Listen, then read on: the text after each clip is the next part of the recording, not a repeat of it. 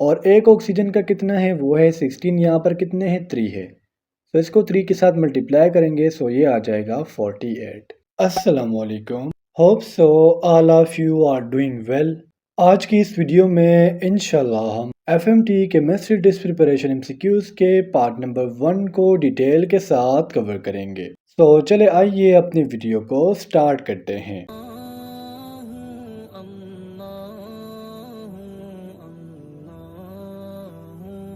The first MCQ is the atomic number of argon is। So argon का जो symbol है ना वो है AR, यानी इसे हम रिप्रेजेंट करते हैं AR से, और इसका जो एटॉमिक नंबर है ना वो है 18। इस तरह आपको आर्गॉन का जो है वो मेस नंबर पता होना चाहिए जो 39 है। ठीक है, हमें 39.948 को अवॉइड करना है और सिंपली आपने कहना है कि आर्गॉन का जो एटॉमिक मास है ना वो 39 है। मैं आपको कुछ और डिस्क्रिप्शन बताता हूँ आर्गॉन के बारे में जो आपने याद रखनी है। आर्गॉन जो है ना ये थर्ड मोस्ट अबंडेंट एलिमेंट है in the earth atmosphere, you have to remember this. इसके अलावा जो आर्गॉन है ना ये ग्रुप 18 से जो है वो बिलोंग करता है, और अगर हम इसकी पीरियड की बात करें ना तो ये पीरियड 3 में प्लेस किया गया है। और सेम लाइक दैट आपको ये भी पता होना चाहिए कि जो आर्गॉन है ना ये एक नोबल गैस है। MCQ number 2 is accessory growth factors later name vitamin by blank. तो जो विटामिन वर्ड है ना ये बेसिकली शुरू में क्या था, ये था विटामिन। ठीक है, इसके लास्ट में इन था, यानी इसमें अमाइन ग्रुप था ना, सो दैट्स वाई इसको विटामिन नेम दिया जाता था। और फॉर द फर्स्ट टाइम जब विटामिन को डिस्कवर किया गया तो इसको नाम दिया गया था एक्सेसरीज ग्रोथ फैक्टर्स का। यानी जब साइंटिस्ट ने इस पर एक्सपेरिमेंट किए ना तो उनको पता लगा कि इसके ना ग्रोथ में कोई ना कोई रोल है, लेकिन उनको स्पेसिफिकली पता नहीं लग रहा था कि इसके पीछे क्या है। सो ये जो वर्ड है ना विटामिन, ये इसे दिया था एक साइंटिस्ट ने जिसका नाम था फंक। सेम लाइक दैट आपको ये पता होना चाहिए कि विटामिन के जो मेन क्लासेस है ना वो है 2। एक होते हैं फैट सोलुबल विटामिन और एक होते हैं water soluble vitamin. MCQ number 3 is sodium chloride is blank. तो सोडियम क्लोराइड इसे हम सिंपली टेबल सॉल्ट भी कहते हैं। ठीक है, जो हम रोजमर्रा जिंदगी में साल्ट यूज करते हैं ना यही आपका NaCl है। और NaCl जो है ना, जिस तरह मैंने आपको शुरू में कहा, ये एक साल्ट है। समटाइम इसका जो एटॉमिक मेस यूनिट है ना, यानी इसका जो टोटल वेट है वो पूछ लिया जाता है। तो देखिए सोडियम का जो मेस नंबर है वो 23 है और क्लोरीन का जो है वो 35 है। तो 23 प्लस 35 करेंगे सो ये आ जाएगा 58। So 1 mole of NaCl is equal to 58 grams. MCQ number 4 is acid react with metal sulfide to liberate।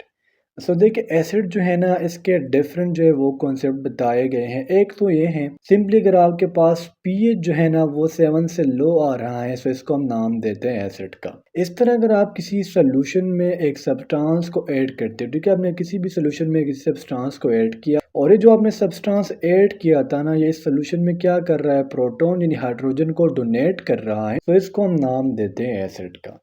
और जब भी ये एसिड जो है मेटल के साथ, देखिए मेटल क्या होते हैं, ऐसे एलिमेंट जिसके आउटर मोशन में 1 2 या फिर 3 इलेक्ट्रॉन्स हो, इसे हम नाम देते हैं मेटल्स का। तो जब भी एसिड रिएक्ट करेंगे ना मेटल के साथ तो इससे हाइड्रोजन गैस जो है वो रिलीज होगा। MCQ number 5 is solid particle possesses blank motion. तो आपने जो 3 स्टेट्स ऑफ मैटर पढ़े होंगे, सॉलिड, लिक्विड एंड गैस। देखिए सॉलिड के जो मॉलिक्यूल है ना बिल्कुल इकट्ठे होते हैं, इनके दरमियान बिल्कुल स्पेस नहीं होता। लिक्विड के मॉलिक्यूल में थोड़ा थोड़ा सा स्पेस होगा और जो गैस मॉलिक्यूल्स होते हैं ना वो बहुत ज़्यादा दूर होते हैं एक दूसरे से।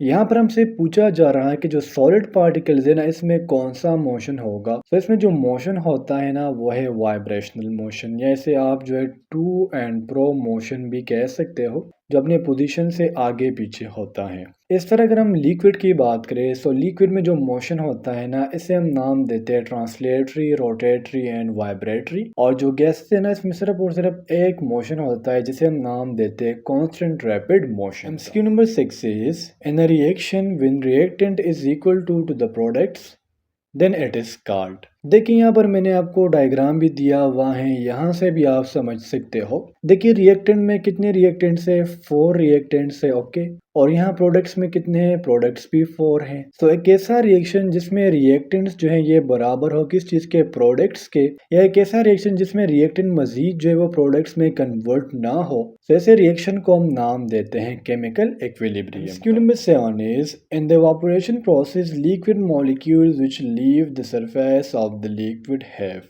तो देखिए ये आपके एक बीकर है जिसमें हमने लिक्विड को टेक किया हुआ है और इस लिक्विड को आप क्या कर रहे हो, नीचे से आप इसको हीट दे रहे हो, ठीक है।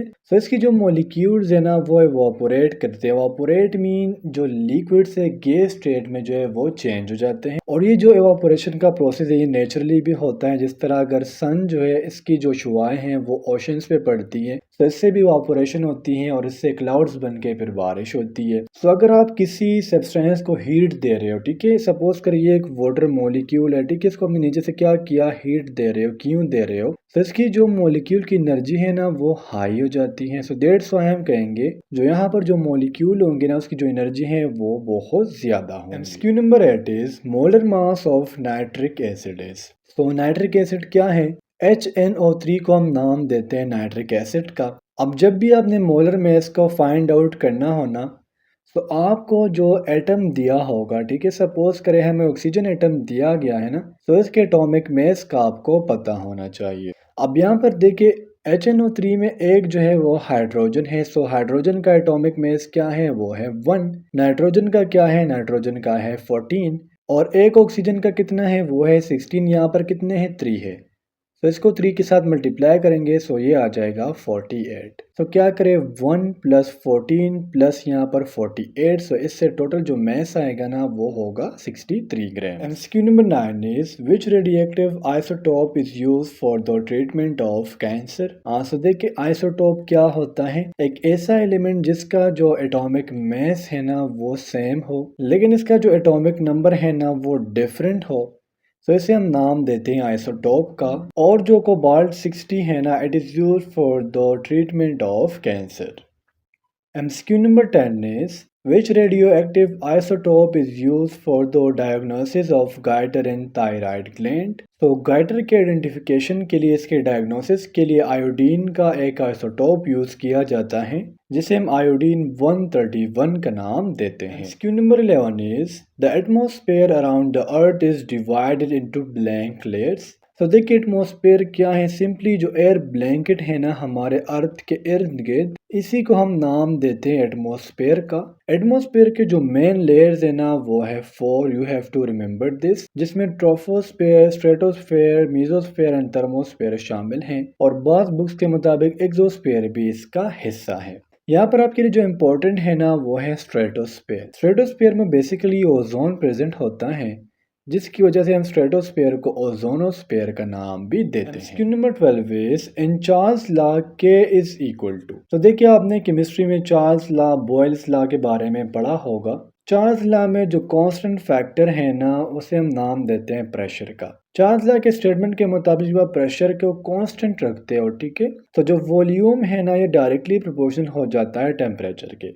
डायरेक्ट रिलेशन से मुराद ये है, अगर आप वॉल्यूम को बढ़ाओगे तो यहाँ पर टेम्परेचर बढ़ेगा और अगर आप टेम्परेचर को बढ़ाओगे तो यहाँ पर वॉल्यूम बढ़ेगा। तो देखिए जब भी आपने किसी गैस मॉलिक्यूल के टेम्परेचर को बढ़ाया तो उनकी जो मॉलिक्यूल के दरमियान एनर्जी है ना, काइनेटिक एनर्जी, वो ज़्यादा हो जाती है। तो इसकी वजह से वॉल्यूम भी ज़्यादा हो जाता है। और चार्ल्स लॉ में जो के है ना ये बराबर है V ओवर टी के। Number 13 is valency of carbon is. So valency का मतलब क्या है कि किसी एटम के आउटर मोस्ट शेल में, ठीक है, जो आउटर शेल है ना उसमें टोटल नंबर ऑफ इलेक्ट्रॉन्स कितने हैं और इस नंबर ऑफ इलेक्ट्रॉन्स के बेस पर हम इसके बॉन्ड की फॉर्मेशन को फाइंड आउट कर सकते हैं। कार्बन की जो वैलेंसी है ना वो है 4, यानी इसके आउटर मोस्ट शेल में कितने इलेक्ट्रॉन है, वो है 4। सो दैट्स व्हाई कार्बन कितने बॉन्ड को बनाता है, ये 4 बॉन्ड की फॉर्मेशन करता है। Number 14 is which of the following is not a try atomic molecule. So try atomic molecule का मतलब क्या है, जिसमें कितने एटम हो, जिसमें 3 एटम हो। अब यहाँ पर आप फोकस करो